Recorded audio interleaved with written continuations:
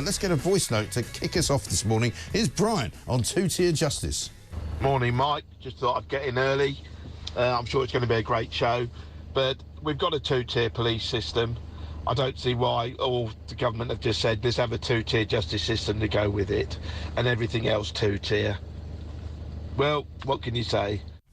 What you can say is that we have got a two-tier everything, pretty much. How about this from Chris, who says, Hugh Edwards sends flirty messages to young colleagues, gets suspended on £400,000 a year, full pay even after being arrested. Jermaine Jenis allegedly sends flirty messages to colleagues, sacked immediately. How about a two-tier BBC? Well, I'll tell you what we can do. Because Jermaine was here yesterday, we can hear from him about exactly what happened.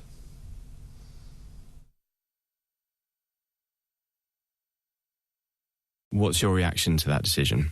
Look, I can't really talk about it. As you can probably see, I am not happy about it. But currently, as it stands, I'm going to have to let the lawyers deal with it. You know, there's two sides to every story, as we know. So that's all I can say right now. It's being reported that you sent unsolicited texts to a female member of staff at the One show. Is that true? There's, like I said, I'm not happy about this situation. You know, I'm going to be speaking to my lawyers about it, is all I can say right now. Are you able to elaborate at all about the complaints that were made? What exactly did they relate to? No. Was it something concerning one colleague or more than one? I'm going to have to, like I said, speak to my lawyers about this situation. I'll definitely, as you can see by probably, yeah, like I said, my reaction, I'm not happy at all about the outcome of this, but I've got to leave it in the hands of the lawyers right now. Were you surprised that any complaint was made against you? I can't really talk, maybe as much. I can't really talk right now. No doubt we'll hear some more from Jermaine Jenis later on today.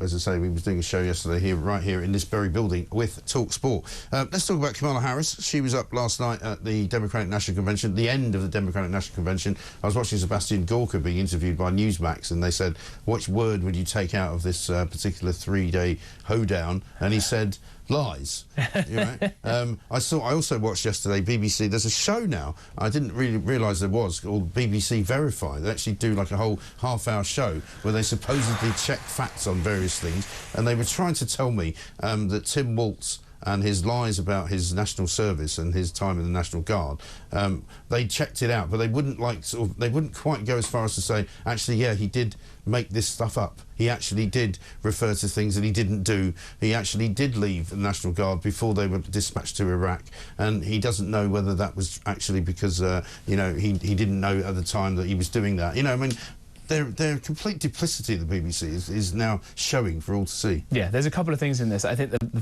frankly craven attitude to so much of the media about the Democratic Party. We've had 3.5 years of people knowing that Kamala Harris was one of the most useless vice presidents in American history, and suddenly the brain... And now they're sort of lionising her. Yep. Exactly right, and you know, one bit of chip gets taken out of the brain, another one gets put in, and suddenly it's, oh, Kamala, she's so brat. Yes. You can go onto the campaign website, you can buy merchandise, and then with a big song and dance, oh, cool, they've got a camouflage hat with her name on it. Right. That's definitely going to get all the truckers on side, as if people are that stupid. But there's no policy. You can donate, and there's no policy whatsoever. Well, let's have a look at her speech from last night. She got her nieces up on stage because, of course, famously, she doesn't have any children, and that she's no big deal, but she wants to make out that she does know some children. Here we go. Your names? Hello, everybody. My name's Amara. And my name is Leela, her little sister. And what are you here to do? To teach you how to say your auntie's name. Okay. So how do you pronounce it? First, you say comma like a comma in a sentence. Then you say la like la la la la la. Put it together, and it's 1, 2, 3. Kamala. Kamala. So, just in case you didn't know how to pronounce her name, now you know. I love your face. God, honestly, This is the country that put people on the moon, that helped the old world with all its power and might to defeat fascism, that won the Cold War, that gave me my fiancée, that's done these incredible, wonderful things. And this is where we're at now. Kamala. Jeez, I mean, it's this sort of drone almost of a complete kind of zombie. This is the problem. And some of the reporting has just been extraordinary. And then this guy, Tim Waltz, the vice presidential candidate, as you say, without even getting into the fact that the BBC feels it has to have a verify section that manages to lie about its own people. This guy has told lie after lie after lie. They showed a clip last night on BBC Verify of him saying, about the gun control issue in America. You don't need these guns on the streets. These are the guns I carried in combat. He was never in combat. And he never carried a gun in combat. It was a lie. And worse, he dropped out of the army when he heard that his unit was meant to go to Iraq. Can you imagine that? Can you imagine? And yet J.D. Vance, who did, before going off to university, thought, I'm not grown up enough ready for the world yet. I'm going to enlist in the Marines. He passed into the Marines. He spent 3 years working there. Okay, he didn't see active combat himself. He's never pretended to, but he's been out there in Iraq, a very dangerous place at the time, and was very brave in doing that, and was very honest about it. And the fact that they have a pop at him for these things, it's the classic line that they are whatever they accuse you of. Yeah, they're weird. They say that he's weird. Really? And this is, again, the people that can't tell you what a woman is, that can tell you that men can get pregnant, and that draw out children. And he's called Tampon Tim, isn't he, Tim Waltz, because he put a load of, sanitary products into boys' toilets in every school in Minnesota. Absolutely ridiculous. Dangerous socialist. Got to move on because we've got not so much time to do an awful lot of very good stories now. There was a terrible story earlier this week about a 33-year-old man who was basically found dead in Birmingham on Wednesday after police were called following reports that a number of dogs were loose. It appears that he was found dead after being mauled by his own dog. The police, however, have done something I don't think I've ever seen before. They've put out a mugshot of a dog. I mean, hello? Sorry, have you seen this dog? I mean, literally the most ridiculous thing I think I've ever seen. Why would you put out a mugshot of a dog? Dogs all look alike. Sorry. That particular type of dog, I mean, there's a dog like that in my street, right? But it's probably not this dog. Have you seen that dog in the same place as the dog on your street? Well, I mean, what are they thinking? Well, don't forget, the crime is now obviously so low in the UK that police can go around. Maybe they'll be getting kind of different paw prints. I mean, seriously, unbelievable. The police are barking, aren't they? They really are. Very good. I see what you did there. Also, lots and lots of other stories around to talk about. The Starbucks boss has apparently been wrapped for taking private jet trips. Why? I mean, if he wants to take a private jet trip, what's the problem? Is it because Starbucks are a woke company?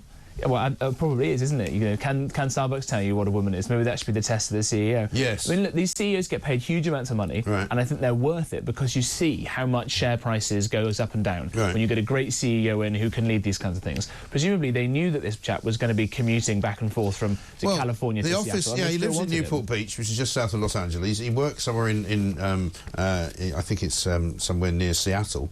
Well, of course you're going to take a plane there. Well, you can't go by car. It takes about 12 hours. Right. If you don't like it, other coffee providers are available. Yes, right? Exactly right. The one story that we haven't touched upon, we didn't really do much with it yesterday, but the new Alzheimer's drug, which is out there, apparently is causing a lot of problems because regulators have basically decided that it's too expensive and it's not worth giving to people, so they're not going to give it to people on the NHS. This is typical of those ridiculous rulings that are made by these people who run the drugs business in this country. It was very difficult. You have these sorts of amazing miracles that we can work these things out, but if you have a system like the NHS, you have to ration this kind of stuff, and this is the problem. The system itself is flawed. It's nothing to do with doctors or nurses. The system itself is flawed, and we all now have experiences of that, and we know that we're not getting the best healthcare that we possibly could. Yeah, absolutely right. Let's finish up with a bit of British cuisine. According to a new study, Europe has a strong culinary heritage, and many people across the continent are fiercely proud of their own national cuisine, apart from people in Britain, who apparently are not proud of their own cuisine, and this is the only country surveyed where more people placed a different country at the top of their My Favourite Food list. Well, it's just great British humility. And I can tell you that in 1390, made for King Richard II, there was a cookbook called The Form of Curry. Right. Spelled only with one R, but they talked about using saffron and mace and all these sorts of nice things as well. Right. It even had in there a proto-recipe for lasagna. Wow. So we've had Indian food and we've had Italian food centuries and centuries before those guys did. Don't worry, Britain's still #1. That is absolutely extraordinary. A couple of other things to mention. The gay penguin down in Australia, which wasn't gay at all, right, but it was lionised again by the sort of the gay community to make it look as though he was gay. He's died, according to the Australian Zoo, where he was saying No, they killed him. They put him down. He got put down for being poorly. And it says here, it's this idea that what's supposed to be his mating partner, who's called Magic, our focus is now on Magic, who will have to prepare for his first breeding season without I suspect with this in the world, penguin. it may be a slightly more successful breeding season. Exactly. This is